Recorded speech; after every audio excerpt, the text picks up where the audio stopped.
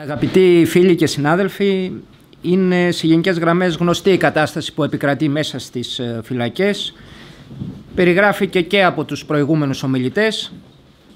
Όλοι νομίζω συμφωνούμε ότι είναι απαράδεκτη. Συμφωνούμε στους χαρακτηρισμούς που έχουν διατυπωθεί περί αποθήκης ψυχών και χωματερής ανθρώπων. Η υπερσυσσόρευση κρατουμένων σε ανεπαρκή ποσοτικά και ποιοτικά σοφρονιστικά καταστήματα, η έλλειψη σταθερών και επαρκών προγραμμάτων απεξάρτησης για τον πολυπληθή αριθμό των χρηστών φυλακισμένων, η έλλειψη ακόμη και στοιχειωδών υγιεινής και ειδικευμένου ιατρικού και επιστημονικού προσωπικού, η υπερπληθώρα αλλοδαπών κρατουμένων που συνεχίζουν να κρατούνται μετά την έκτηση της ποινής τους και μέχρι να βρει η κυβέρνηση τρόπο να τους απελάσει, η απουσία σταθερών εκπαιδευτικών, πολιτιστικών και αθλητικών δραστηριοτήτων, η απουσία οποιασδήποτε ουσιαστικής μέριμνας για την επανένταξη των φυλακισμένων, των απόφυλακισμένων, η παραβίαση ακόμη και των στοιχειωδών δικαιωμάτων που προβλέπει ο υπάρχον σοφρονιστικός κώδικας είναι τα βασικά προβλήματα που χαρακτηρίζουν το σοφρονιστικό σύστημα. Παρά τις συνεχείς μεταρρυθμίσεις στην κατεύθυνση της τεχνητής αποσυμφόρησης των φυλακών, παρά την ύπαρξη μέχρι τώρα ενός σοφρονιστικού κώδικα που σε γενικές γραμμές, παρά τις όποιες επιφυλάξεις και ενστάσεις, μπορούσε να αποτελέσει τη βάση για τη βελτίωση των συνθηκών κράτησης, η κατάσταση όχι μόνο δεν βελτιώνεται, αλλά κατά καιρούς οξύνεται ακόμη περισσότερο, οδηγεί συχνά σε εκρήξεις με τραγικές κάποιες φορές συνέπειες, όπως με τα τελευταία γνωστά περιστατικά. Και η πρόβλεψη για το μέλλον είναι ακόμη πιο ζωφερή, με δεδομένη την κατεύθυνση της κυβέρνησης, των κομμάτων του κεφαλαίου και της Ευρωπαϊκής Ένωσης, να συνεχίζουν να φορτώνουν την οικονομική κρίση στις πλάτες του λαού, να καταργήσουν και τα τελευταία ψήγματα κοινωνικής πολιτικής και πρόνοιας, να κάνουν πιο αυταρχική την πολιτική τους, στερώντας κατακτημένα λαϊκά δικαιώματα και ελευθερίες. Κυριαρχεί δηλαδή όλο και περισσότερο η λογική συμβιβασμού και διαχείρισης του προβλήματος με τις λιγότερες δυνατές δαπάνες, η οποία συνδυάζεται όλο και περισσότερο επίσης με πρακτικές αυταρχισμού. Στα πλαίσια αυτά εντάσσεται κατά τη γνώμη μας και το πρόσφατο νομοσχέδιο για τις αλλαγές στο σοφρονιστικό σύστημα που έδωσε η κυβέρνηση για διαβούλευση πριν λίγο καιρό, το οποίο στο όνομα της ασφάλειας των φυλακών καταργεί ή συρρυκνώνει απαράδεκτα βασικά δικαιώματα των κρατουμένων, όπως η εργασία, οι άδειες, ο επαρκής προαυλισμός, η επικοινωνία με συγγενείς και δικηγόρους, γενικότερα με τον έξω κόσμο, εφαρμόζοντας μεθόδους απομόνωσης και καταστολής. Αγαπητοί φίλοι, δεν υποτιμάμε την ιδιαιτερότητα του εγκληματικού φαινομένου, ούτε τις δυσκολίες του σοφρονισμού και της επανένταξης. Όταν όμως μιλάει κανείς κάποιος σοβαρά για σύστημα ποινικής δικαιοσύνης, ουσιαστική βελτίωση των συνθηκών κράτησης και επανένταξη των αποφυλακισμένων, είναι φανερό ότι πρέπει να αναφέρεται σε ζητήματα που απαιτούν κονδύλια, υποδομές και μια άλλη αντίληψη και πολιτική με επίκεντρο τον άνθρωπο, μια οικονομία και κοινωνία που δεν θα εκτρέφει το εγκληματικό φαινόμενο και συγχρόνως θα είναι έτοιμη να δεχθεί και να επανεντάξει τους κόλπους της τον άνθρωπο που ξεστράτησε. Η βελτίωση του σοφρονιστικού συστήματος δεν αφορά μόνο τη βελτίωση των συνθηκών έκτησης της ποινής φυλάκισης, αλλά συνδέεται κατά τη γνώμη μας άρρηκτα τόσο με την αντιγκληματική πολιτική, δηλαδή την πολιτική πρόληψης του εγκλήματος και τη μείωση των εισρωών, όπως λέγονται, προς το σοφρονιστικό σύστημα, όσο και με τις πολιτικές επανένταξης των αποφυλακισμένων, που η απουσία ή η αποτυχία τους οδηγούν στην επανατροφοδότηση του σοφρονιστικού συστήματος μέσω της υψηλής υποτροπής, η οποία υπολογίζεται σήμερα γύρω στο 75%. Απαιτείται δηλαδή κατά τη γνώμη μας ένα ενιαίο τρίπτυχο μέτρων που αφορούν την πρόληψη, τις συνθήκες κράτησης και την επανένταξη. Όσον αφορά την πρόληψη της εγκληματικότητας, το ποινικό δίκαιο, όπως και όλο το νομικό επικοδόμημα, απηχούν, αντανακλούν κατά τη γνώμη μας, αυτή είναι η αντίληψή μας, το ίδιο το οικονομικό-κοινωνικό σύστημα.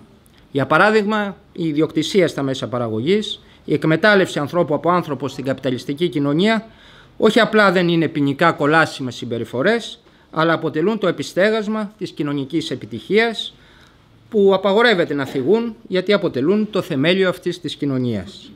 Οι ίδιες πράξεις σε μια σοσιαλιστική κοινωνία περιβάλλονται με τη μεγαλύτερη κοινωνική απαξία και αποτελούν ένα από τα σοβαρότερα εγκλήματα. αλλά και στο σημερινό υποτιθέμενο φιλελεύθερο δικαιικό μας σύστημα. Ποινικοποιούνται όλο και περισσότερο μια σειρά συλλογικές συμπεριφορές και δράσεις, μέχρι και η ριζοσπαστική σκέψη.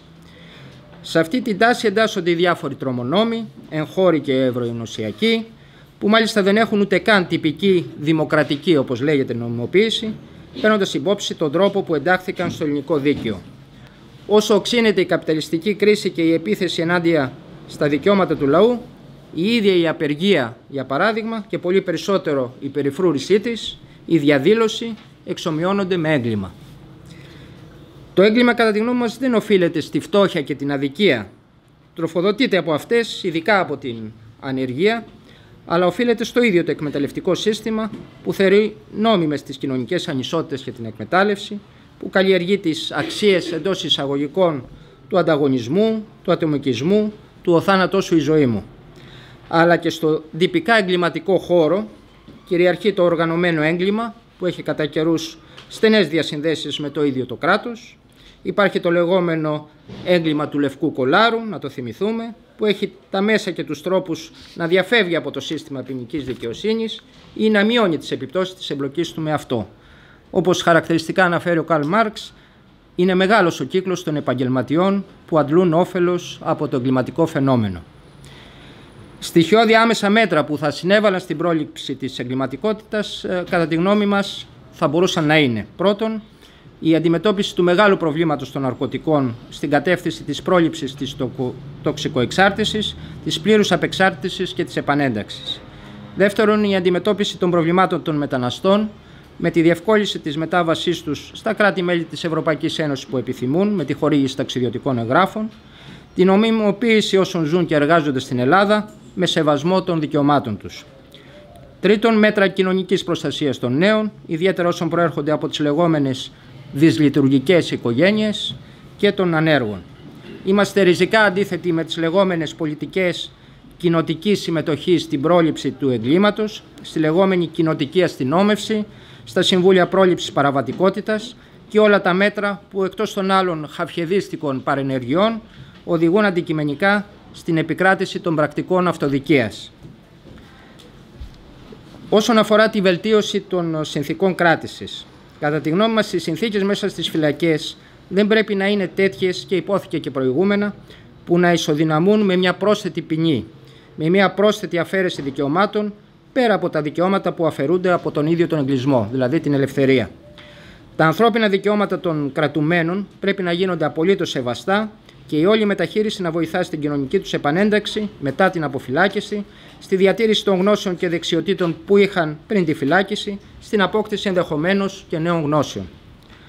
Άμεσα μέτρα βελτίωσης της κατάστασης στις φυλακές που θα μπορούσαν να ληφθούν είναι μέτρα όπως τήρηση του προβλεπόμενου στο σοφρονιστικό κώδικα χώρου ανακρατούμενου συμπεριλαμβανομένου του προαυλισμού, χωρισμός των φυλακισμένων ανάλογα με τη βαρύτητα του αδικήματος, τα ιδιαίτερα χαρακτηριστικά τους κλπ, με σεβασμό όμως των βασικών δικαιωμάτων όλων, και το τονίζουμε αυτό, η ένταξη των τοξικοεξαρτημένων σε προγράμματα απεξάρτησης, αναβάθμιση και στελέχωση του Κέντρου Απεξάρτησης Κρατουμένων στον Ελαιώνα και δημιουργία επαρκών αντίστοιχων κέντρων πανελλαδικά, αύξηση και μονιμοποίηση των προγραμμάτων του ΚΕΘΕΑ και του 18 Άνω.